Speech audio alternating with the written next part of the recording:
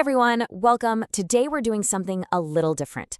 We're not just going to follow a recipe step by step. No, we're going to really break down the anatomy of a perfect, deeply flavorful lamb stew, and we're going to master it, all in a Dutch oven. So what's the secret, right? What really separates a good stew from one that's just unforgettable? Well, I'll tell you, it's not some single magic ingredient.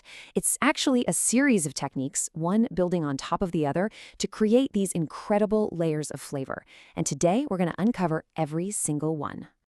Okay, part one. Everything, and I mean everything, starts right here. We're building the flavor foundation. This is probably the most critical part of the whole process, because this is where we create that deep, savory base that the entire dish is going to stand on. You get this right, and you're well on your way to something truly special. Now this right here, this is the key to unlocking so much flavor. Don't overcrowd.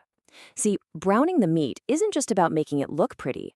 When you give that lamb enough space and good high heat, you're creating what chefs call the fond. You know, those little sticky brown bits that get stuck to the bottom of the pot? That's not burnt stuff, folks. That is pure, concentrated liquid gold. That's flavor. So let's walk through it step by step. First up, you're browning that lamb, but you're doing it in batches. Why? To create that amazing fond we just talked about.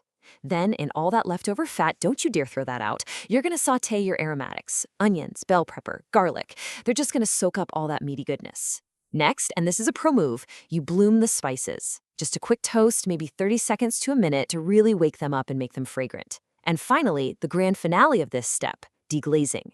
You pour in the tomatoes and red wine and use that liquid to scrape up every last one of those precious brown bits from the bottom. Nothing gets left behind. All right, our foundation is rock solid. Now it's time to give this stew its heart, its soul. And for that, we're taking a little trip to Spain to meet the ingredient that really defines this whole dish. Okay, let's be clear. This is not your average, everyday paprika that's been sitting in the back of your spice cabinet. Pimentón Lavera is something else entirely. It's made by smoking peppers over a real oak wood fire for weeks, and that process gives it this unbelievably deep, smoky flavor that's just worlds apart from the sweet or hot paprika you might be used to. It's the absolute star of the show here. And this is where you get to play chef. You kind of get to decide the personality of your stew. Are you feeling like you want a bit of a fiery kick? Go with the picante. Or are you looking for something a little more complex, kind of bittersweet and super smoky? Then agridulce is what you want. The best part is they're both totally authentic. The choice is all yours. Okay, take a breath. The hard work, the active cooking is pretty much done. We've built all those amazing layers of flavor, and now we just step back and let the magic happen. This is where slow and low takes over, and time and gentle heat do all the heavy lifting for us. And you've got a couple of options for how you want to do this. You can go stovetop, right? Just a gentle simmer with the lid cracked a little bit. This is a bit more hands-on. You might need to give it a stir now and then. Or you can pop it in the oven. What I love about the oven method is you get this incredibly even, all-around heat. It's super gentle, and it pretty much guarantees you won't have any hot spots on the bottom. It's kind of the set-it-and-forget-it option. About 2 hours. That's what you're looking for. It might seem like a long time, but this is where the real transformation happens. All that tough connective tissue in the lamb shoulder just melts away and turns into rich, delicious gelatin. The flavors we built so carefully, they all get to know each other and deepen. Seriously, patience is an ingredient here. Do not rush this part. This is how you get that incredible, fall-apart tender lamb. So the lamb is perfectly tender, your entire house probably smells incredible, but we are not quite done yet. Think of these last few steps as the final flourish. This is what brightens everything up, balances it all out, and takes our stew from just great to absolutely phenomenal. Okay, here's how we finish it. First, we'll stir in some cooked white beans. They add a great substance, a nice creamy texture. Then, and this is important, you take it off the heat and stir in a bunch of fresh parsley.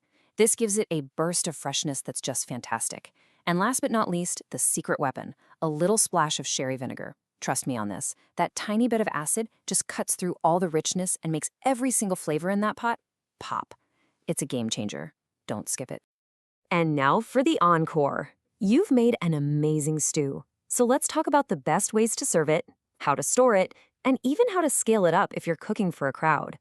These are the pro tips that'll make this recipe a go-to in your kitchen. One of the best things about this recipe is that it scales up beautifully. So if you've got more people coming over, say you want to serve 8 or 9, you just multiply the key ingredients by 1 1/4. It's a really simple adjustment, and it all fits perfectly into a standard large Dutch oven. No stress, no mess. And maybe the best news of all, this stew is one of those magical dishes that actually tastes even better the next day. Seriously, the flavors just meld and get deeper overnight. It'll keep great in the fridge for a few days, and it freezes perfectly for months, which makes it an amazing make-ahead meal. When you're ready to eat, just serve it with some good crusty bread for dipping, maybe a little drizzle of really nice olive oil right at the table. Perfection. So there you have it, the complete anatomy of a perfect stew. See, it's all about building flavor from the ground up, using great ingredients, and just having a little patience. You're not just following steps, you're crafting something amazing. Which really only leaves one question. Now that you know all the secrets, what kind of masterpiece is your Dutch oven gonna unlock next?